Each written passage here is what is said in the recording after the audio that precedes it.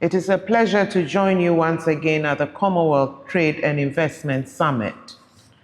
When I spoke at this summit last year, my first external address as Secretary General, I made a clear commitment to place trade and investment at the heart of the Commonwealth's renewal. 1 year on, that commitment remains, and it is more urgent than ever. Because the world around us has become more fragmented, more uncertain, and its rules more contested. Global trade is under strain, with unilateralism and conflict at the heart of it. Supply chains are shifting, rules are being rewritten, and trust, so essential to economic cooperation, is under pressure. At the same time, growth appears as elusive as ever for our member countries, putting at risk the quality of life, social mobility, and social protection of our 2.7 billion people. In this environment, the case for a new Commonwealth grows even stronger. Because what we offer is unique: connection in a fragmented world, trust in an uncertain system, a platform for practical cooperation that is built on shared values, shared systems, and deep human ties. That is what we call the Commonwealth advantage.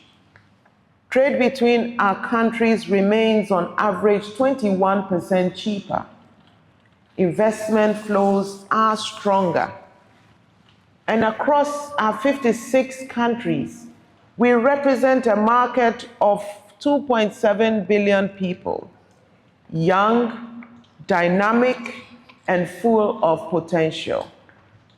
Our task is to turn that advantage into resilience, into opportunity, and into tangible outcomes for our people.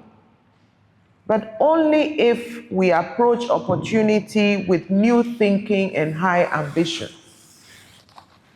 To create together, through a private and public sector partnership, a market that powers thriving businesses and in turn drives purchasing power of each of our citizens, a virtuous circle leading to shared prosperity across all Commonwealth countries.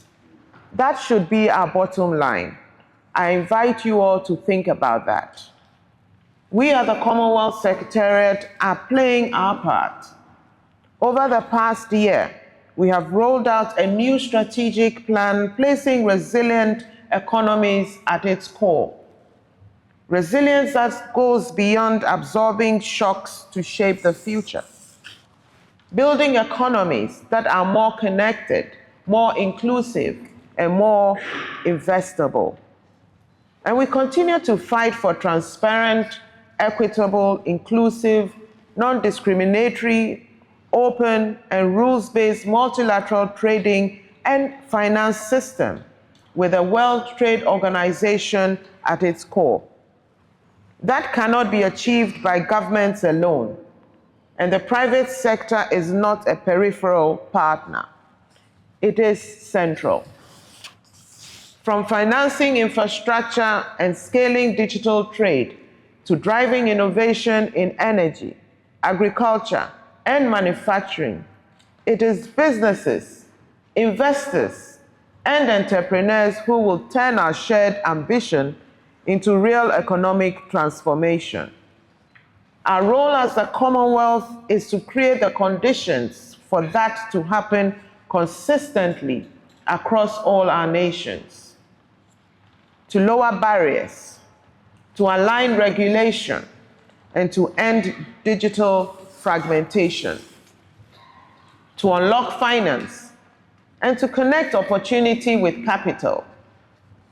We are determined to work with our member countries to review and further reduce non-tariff measures that hinder trade between Commonwealth member countries on identified products, to strengthen coordination and transparency on non-tariff barrier reduction programs, and reduce regulatory friction, provide technical assistance and capacity building support to address non-tariff barriers through multilateral agreements, and encourage the implementation of regional trade protocols to discourage the implementation of new technical barriers to intra-Commonwealth trade. For now, we are focusing our work in 3 key areas. First, expanding opportunity across the Commonwealth. Too many countries and too many communities remain at the margins of global trade. We are working to change that by strengthening digital trade, supporting small businesses, and ensuring women and young entrepreneurs can fully participate in the global economy. Second, building investable pipelines at scale. Across our regions, from Africa to the Caribbean to the Pacific, there's no shortage of opportunity. What is missing is the connection between projects and finance. Initiatives like the Commonwealth Investment Network are helping to close that gap and mobilize capital where it's most needed.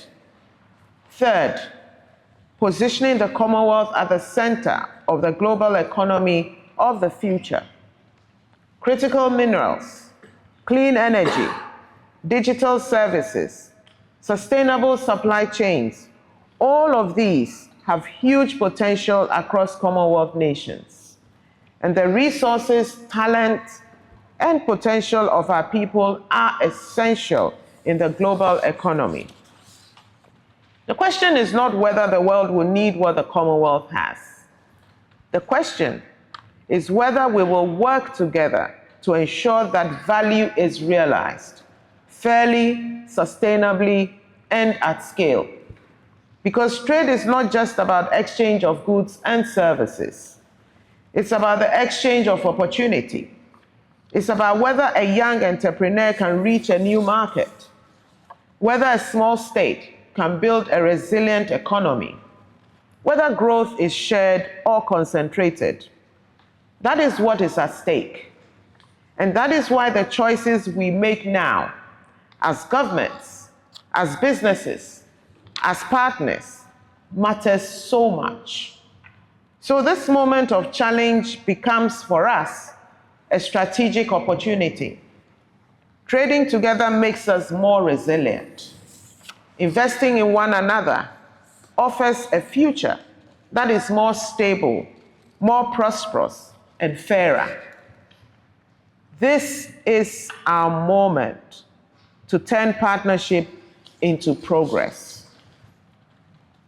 So, ladies and gentlemen, let us seize this opportunity together. I thank you.